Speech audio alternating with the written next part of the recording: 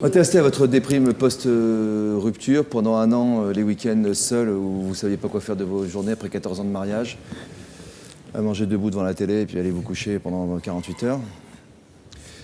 Comment vous avez retrouvé le chemin de la vie?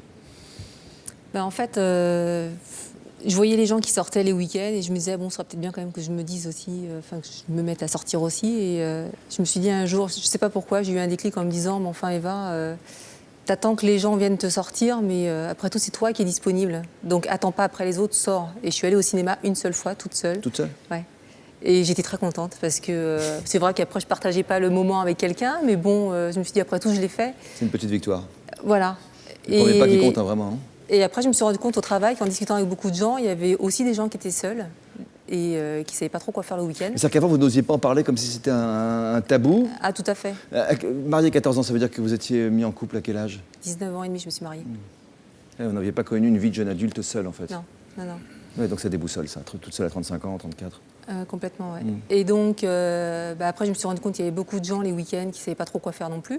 Donc, je me suis mise à organiser des goûters crêpes à la maison, des trucs où on sortait, on se faisait des petites sorties, pas chères. Mais voilà. Avec des copines, des Avec copains du bureau? Non, des collègues, collègues, j'en ouais, avais ouais. pas, des collègues. Qui ont des enfants eux aussi? Non, ou... non, comme moi, célibataire. D'accord. Bah, vous avez des enfants? Oui, enfin, moi j'ai 2 enfants, oui, mais oui. Non, je me demandais si c'était des célibataires avec enfants. Si Oui, je- non, question- sans enfants. Sans enfants, sans enfants. Donc c'est comme vous dites, crêpes, confiture, pâte à tartiner, etc. J'imagine, nous sommes tous des grands enfants, hein, et régressifs avec ça en plus, oui, bien sûr. Donc vous êtes sorti de la fatalité qui était de se dire, les bras me tombent, ça ne m'arrivera plus jamais, c'est de la culpabilité qui vous disait c'est pas normal d'être seul, parce que vous n'aviez jamais connu la solitude. Vous êtes sorti du silence, c'est-à-dire que vous n'en parliez pas, vous avez commencé à en parler. Voilà. Et là j'ai l'impression que toutes les choses se sont déclenchées, se sont remises en ordre. Après, oui, ça a mis quand même 1 an et demi pour se décanter, mais après, oui, c'est parti. On se fait un réseau d'amis, on sort un peu les uns chez les autres. Et puis, il y a Christophe qui rentre en scène, qui était un collègue et qui va pas très bien lui non plus dans sa vie à ce moment-là. Papa ou... Papa de 2 enfants. Et donc, on a une belle amitié qui se met en place. Pendant 6 mois, on est Ça existe amis, alors, on donc sort- l'amitié entre les femmes et les femmes, chaque fois. Ouais. Ça, vous ne pouvez pas vraiment le Ça existait pendant 6 mois. Ouais, ouais. Et donc après, il est né une belle amitié et après des sentiments. Et donc ça fait 2 ans et demi que ça dure. Et ce que je voulais dire en fait, c'est, je pense que dans notre cas à nous, Aurélia c'est que c'est pas l'âge qui compte, c'est surtout le vécu de la personne. Oui, Tu peux rencontrer quelqu'un qui a 30 ans, qui n'a pas eu d'enfant. Je pense que tu auras le même problème que quelqu'un qui a 20 ans. Alors tu peux rencontrer quelqu'un qui a 21 ans et un enfant. Et je pense que c'est vraiment le vécu qui est très important. L'expérience partagée. Voilà. Eh, mais vous n'avez pas d'enfant, vous n'avez pas d'enfant, vous, David? Non, j'aspirais là. Vous aspirez, vous avez Ah ouais. envie de... Non, mais ce qui est sympa, ce qui est bien, c'est qu'on peut être surpris par la vie, parce que vous imaginez pas du tout ce scénario de vie-là. Je l'aspirais, je me disais Non, un mais jour... pas de rencontrer une femme avec un enfant, je veux dire. Non, mais ça, c'est des principes qu'on a. On se dit, voilà, c'est plus simple d'aller à la base vers quelqu'un. On prend Voilà. justement, on a la même expérience, ou la même absence d'expérience de vie. Hein. Et Puis voilà ce qui s'est passé. ouais. Eva, qui vous a fait changer d'avis finalement? Est-ce que c'est cet homme ou est-ce que c'est, vous direz que c'est vous-même, c'est une façon de regarder la vie différemment? Non, c'est Christophe.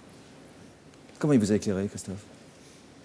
Je l'ai trouvé, déjà, on discutait beaucoup. C'est Donc sympa, dès déjà, que vous parlez de Christophe, vous avez le sourire qui se... on discutait beaucoup et puis on a déjà une très belle amitié qui s'est mise en place. Et disons que comme on était un petit peu tous les deux dans la souffrance, bon, moi, moins que lui, ça faisait déjà 1 an et demi que j'avais divorcé. Ah, lui, il était en Lui plein était dedans. en cours de divorce. On se disait vraiment tout. C'est-à-dire qu'il n'y avait absolument pas d'aspect de séduction dans notre relation. Et j'ai découvert quelqu'un qui était très sensible, qui avait les mêmes valeurs de la famille que moi.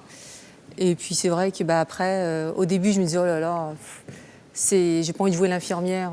Bon, allez, je vais l'aider, mais vraiment, il se passera jamais rien avec lui. Puis finalement, après, je me disais, bon, C'est tiens. sexy les infirmières pourtant. Et puis après, je me disais, tiens, j'ai pas reçu de SMS. Enfin bon, il commence à me manquer. Hein, donc, et voilà, on a démarré une histoire. Et pourquoi chacun chez soi? Ça, je pense que c'est justement pour pas rentrer... Alors déjà, c'est pour plusieurs raisons. Déjà, j'ai ma vie de maman à part entière quand je suis avec mes filles. Je profite entièrement d'elles. Quand je suis avec Christophe, je ne suis que femme. Il n'y a pas d'interférence avec les enfants. Et puis quand je ne suis pas avec Christophe ou mes enfants, j'existe pour moi. Et vous arrivez à trouver tous ces moments-là? Alors, bon, c'est vrai que... Bon, vu les 35 heures, mais quand même. Oui. Alors déjà, ce qu'il faut savoir, c'est que Christophe, il travaille dans la même société que moi. Donc on se voit tous les jours. Je pense que c'est déjà... Oui, donc c'est pas 35 heures de boulot, c'est 35 heures de présence, en fait. Et puis, vous buvez combien de café par jour? Oh, beaucoup. Et puis, donc du coup, on se voit tous les jours au travail. On partage... Sinon, aujourd'hui matin, nous faisons une émission sur l'amour au bureau. Alors, comment ça se passe? Vous voyez où? Ah ben, on travaille dans le même service. Donc, bon, on se voit régulièrement, on se voit à la pause café. Vous arrivez à vous voir tous les deux? Oui, on déjeune tous les midis ensemble. Ah voilà, donc là voilà un vrai bon moment pour vous deux. Voilà. Et les enfants, ils se voient de temps en temps? Ah oui, alors tout à fait, ils se voient. Les enfants s'entendent bien avec moi, les miennes, donc 11 ans et 8 ans, et la fille de Christophe, 10 ans, ça se passe très bien. Le fils de Julien, le fils de 17 ans, Christophe, bon, ça ça, se c'est un passe autre bien, monde. mais oui, voilà, il est plus grand. Non, ça se passe très bien.